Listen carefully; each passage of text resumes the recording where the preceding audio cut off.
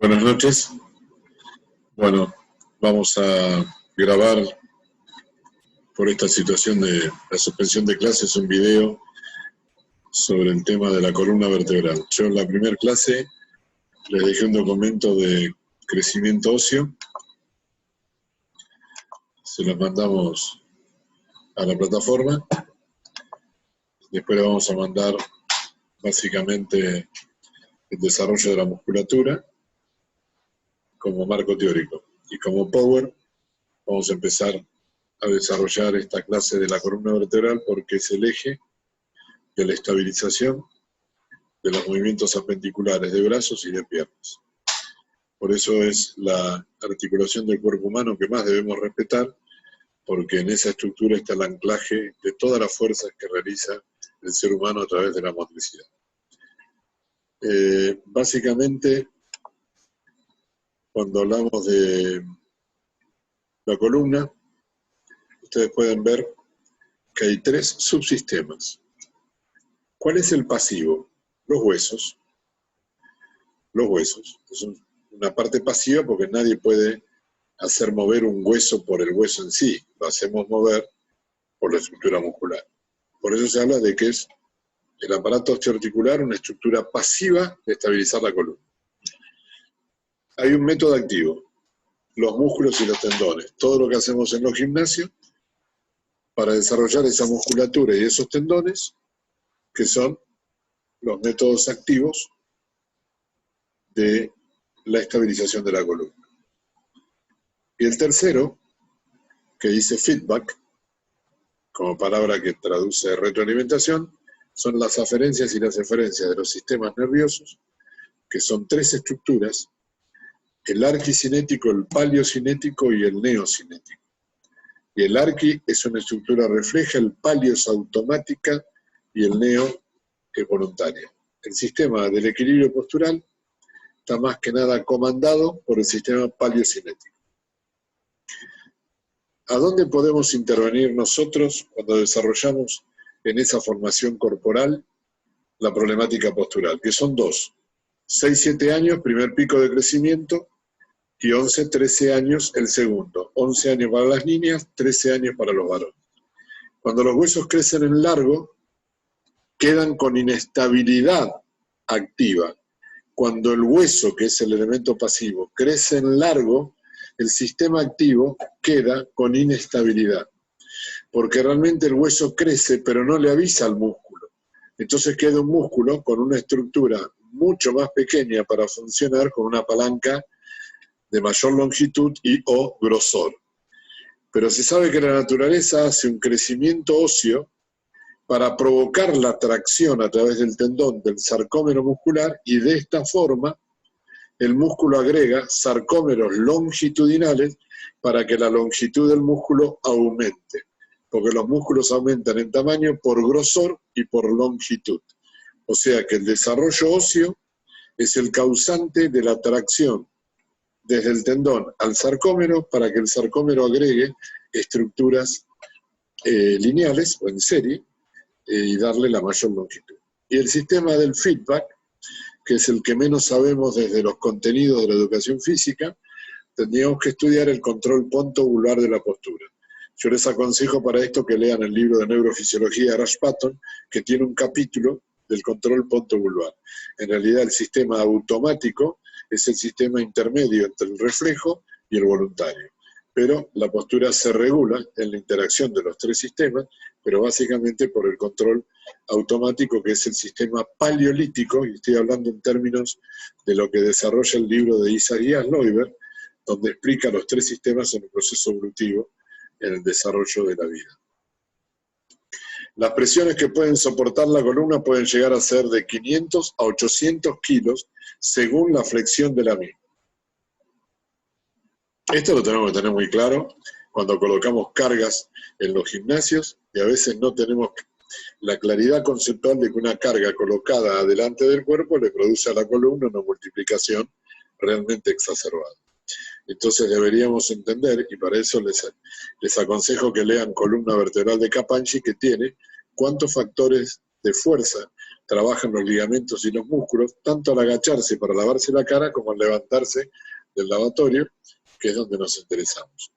Esto fundamentalmente en los chicos, donde ese proceso de columna está logrando las curvas, que no se logran ni bien el chico nace, somos un gran dorso curvo, y en la medida que elevamos la cabeza y después nos ponemos de pie, agregamos las dos columnas lordóticas que son las cervicales y las lumbares.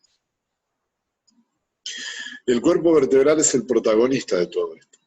Y este cuerpo vertebral claramente es una estructura que tiene una masa densa ósea, que es donde apoya el disco, un agujero, un conducto, por donde pasa la médula, y apófisis espinosa, los huesitos que están en la espalda, que cuando hacemos muchos roles adelante con la colchoneta finita, se terminan mortificando o doliendo, porque indudablemente de una apófisis interespinosa a otra hay un ligamento que cuando se comprime claramente se inflama. Cuerpo vertebral es un hueso corto, con interior de hueso esponjoso y una fina capa de hueso cortical que lo rodea. Tenemos una estructura vertebral, cuerpo, donde apoya y donde se descarga el peso, la médula, el conducto vertebral, y después tenemos las apófisis espinosas y las apófisis transversas. ¿Cómo están unidas? Por dos láminas y por dos pedículos. Si se rompen los pedículos, todo el arco posterior de la vértebra se queda separada de la estructura de la masa del cuerpo vertebral. Por eso tenemos que tener mucho cuidado en los trabajos de hiperextensión de la columna, como el tenis, como el vóley, las zambullidas en el agua cuando las piernas se sobrepasan la línea pélvica, y eso puede producir alguna rotura, que son dentro de las patologías de las espondilolisis y a veces como consecuencia las espondilolistesis. Ese es el disco intervertebral. Ese disco tiene bandas concéntricas, que es lo que permite contener al núcleo del disco, que está en el centro del disco, y que cuando se recibe la presión vertical, por la carga que el cuerpo recibe, el solo hecho del tronco es un gran peso para la quinta vértebra lumbar. Por eso no nos confundamos. Cuando estamos sentados, lo que descansa son las piernas. Cuando estamos sentados, la columna sigue trabajando. Ahora, uno puede estar volcado en la silla o sosteniéndose con la estructura vertebral. Muchos ejercicios de postura se hacen sobre la pelota, la esferodinámica.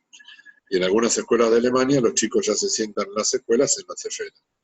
Que significa que se evita estar apoyado, y estando apoyado inhibís las acciones reflejas o tónicas de la columna. Entonces se debilita. Y uno creía que cuando la persona iba a estar sentada en la oficina iba a tener menos problemas de columna, y cuando estudiamos los efectos a través de las leyes de la ergonomía, que hablan de cómo hay que estar sentado, en qué posición para los que están 6, 7, 8 horas en las oficinas, las lesiones de columna aumentaron muchísimo, por más que la actividad sea pasiva, con respecto a cuando se hacía la actividad del cuerpo, el obrero de la construcción, el mecánico, que al mismo tiempo que hacen las tareas desarrollan la musculatura. Estar sentado es una pasividad de la musculatura y la columna sigue recibiendo el peso de todo el tronco. Con el agravante que cuando está sentado disminuye la lordosis lumbar, uno tiende a la cifosis, y la curva lordótica es la que inhibe el gran peso sobre los discos. Después lo vamos a ver, la funcionalidad que tienen las curvas de la columna sobre, es decir, la armé mal la frase, lo que favorecen las curvas para no tener una gran sobrecarga sobre el disco. Disculpen.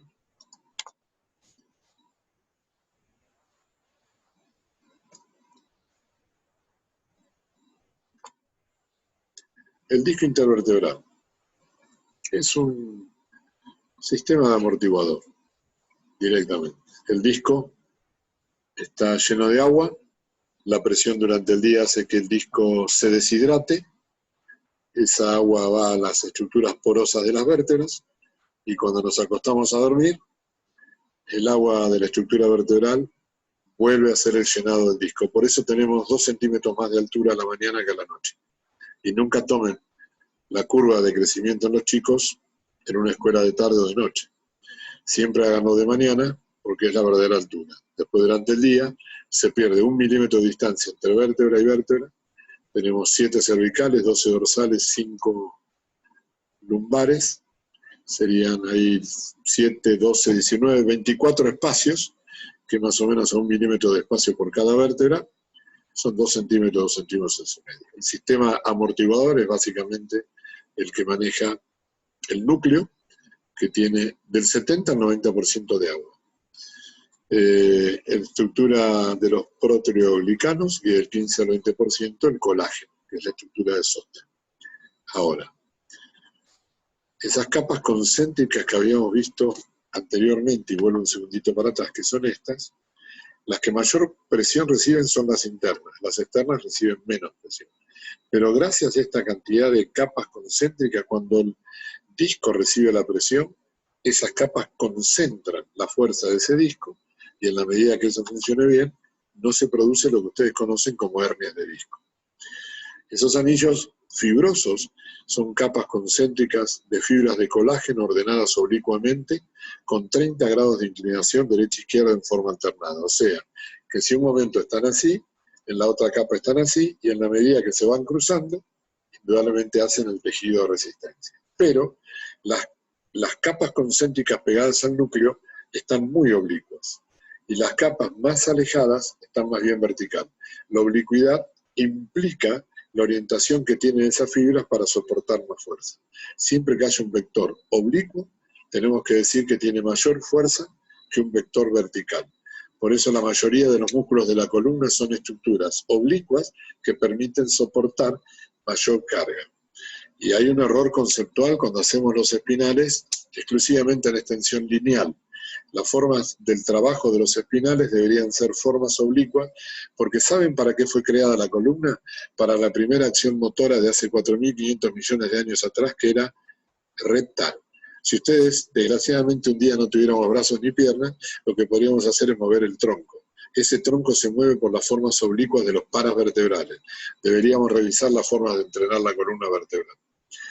Esos anillos fibrosos son los que permiten contener las fuerzas que se depositan en el núcleo del disco, y que indudablemente cuando uno se agacha, cuando uno se levanta, cuando pone la pesa en los hombros, cuando lleva las pesas adelante, esa columna vertebral recibe multiplicadamente muchísimo carga. Y para cerrar en estos principios biomecánicos, y les aconsejo que lean Columna Vertebral, las generalidades del libro de Capanchi, les doy la última imagen, que son 3 curvas: la cervical, la dorsal y la lumbar.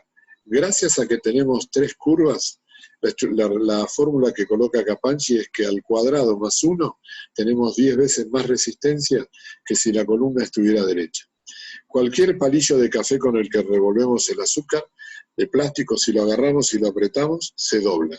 Esa curva que se genera es la forma plástica que ese objeto tiene para poder descomprimir la fuerza vertical. Eso lo hace la columna, pero es como si tuviéramos 3 palillos, porque son 3 curvas. Las curvas cervicales y las lumbares fueron creadas por el hombre. La dorsal vino con el ser humano, por eso es la más difícil de modificar. Los grandes anatomistas llaman a la zona dorsal la zona ingrata de la columna, porque durante 9 meses se creó una posición fetal, y cuando nacemos y queremos realmente invertirla, es la parte de la columna que más nos cuesta. Pero las cervicales y las lumbares tienen un gran problema, que pueden estar rectificadas. Y cuando, supónganse ustedes básicamente, hagan con un lápiz y un papel la cuenta. Si tuvieran la columna lumbar rectificada, ¿cuántas curvas le quedan? 12. Ustedes podrían decirme a rapidez de cálculo que perdieron el 30% de la capacidad de fuerza. No.